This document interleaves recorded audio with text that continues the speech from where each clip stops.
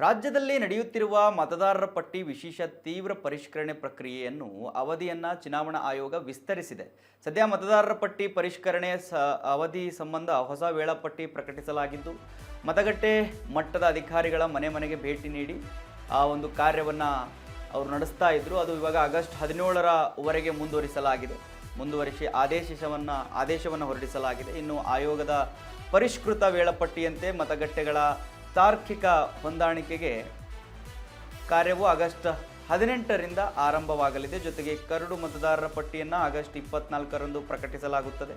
Curd ಪಟ್ಟಿಗೆ ಸಂಬಂಧಿಸಿದಂತೆ ಹಕ್ಕು ಹಾಗೂ ಆಕ್ಷೇಪಣೆಗಳನ್ನು ಸಲ್ಲಿಸಲು ಆಗಸ್ಟ್ 24ರಿಂದ ಸೆಪ್ಟೆಂಬರ್ 23ರವರೆಗೆ ಅವಕಾಶ ನೀಡಲಾಗಿದೆ. ಅದಲ್ಲದೆ ಆಗಸ್ಟ್ 24ರಿಂದ ಅಕ್ಟೋಬರ್ 22ರವರೆಗೆ ಆಕ್ಷೇಪಣೆಗಳ ವಿಲೇವಾರಿ ಪ್ರಕ್ರಿಯೆ ನಡೆಯಲಿದೆ. ಜೊತೆಗೆ ಅಂತಿಮ ಮತದಾರರ ಪಟ್ಟಿಯನ್ನು ಅಕ್ಟೋಬರ್ 10ರಂದು ಪ್ರಕಟಿಸಲಾಗುತ್ತದೆ ಅಂತ ಚುನಾವಣಾ ಆಯೋಗ ತಿಳಿಸಿದೆ.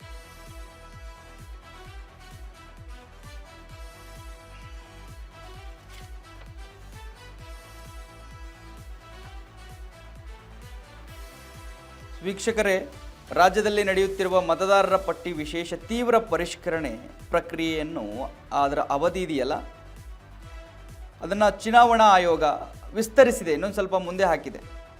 ಮತದಾರರ ಪಟ್ಟಿ ಪರಿಷ್ಕರಣೆ ಅವಧಿ ಸಂಬಂಧ ಹೊಸ ವೇಳಾಪಟ್ಟಿ ಪ್ರಕಟಿಸಲಾಗ್ತಾ ಇದೆ.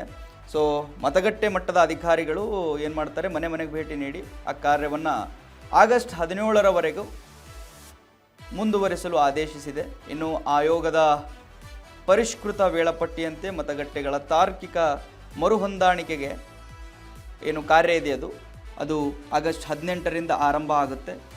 ಜೊತೆಗೆ ಕರಡು ಮತದಾರರ ಪಟ್ಟಿಯನ್ನು ಆಗಸ್ಟ್ 24ರಂದು ಪ್ರಕಟಿಸಲಾಗುತ್ತೆ. ಕರಡು ಪಟ್ಟಿಗೆ ಸಂಬಂಧಿಸಿದಂತೆ ಹಕ್ಕು ಹಾಗೂ ಆಕ್ಷೇಪಣೆಗಳನ್ನು ಸಲ್ಲಿಸಲು ಆಗಸ್ಟ್ 24ರಿಂದ ಸೆಪ್ಟೆಂಬರ್ 23ರವರೆಗೆ ಅವಕಾಶ ನೀಡಲಾಗಿದೆ. ಇದಲ್ಲದೆ ಆಗಸ್ಟ್ 24ರಿಂದ ಅಕ್ಟೋಬರ್ 22ರವರೆಗೆ ಆಕ್ಷೇಪಣೆಗಳ ವಿಲೇವಾರಿ ಪ್ರಕ್ರಿಯೆ ನಡೆಯುತ್ತೆ. ಜೊತೆಗೆ ಅಂತಿಮ ಮತದಾರರ ಪಟ್ಟಿಯನ್ನು ಅಕ್ಟೋಬರ್ 10ರಂದು ಪ್ರಕಟಿಸಲಾಗುತ್ತದೆ ಅಂತ ಚುನಾವಣಾ ಆಯೋಗ ತಿಳಿಸಿದೆ.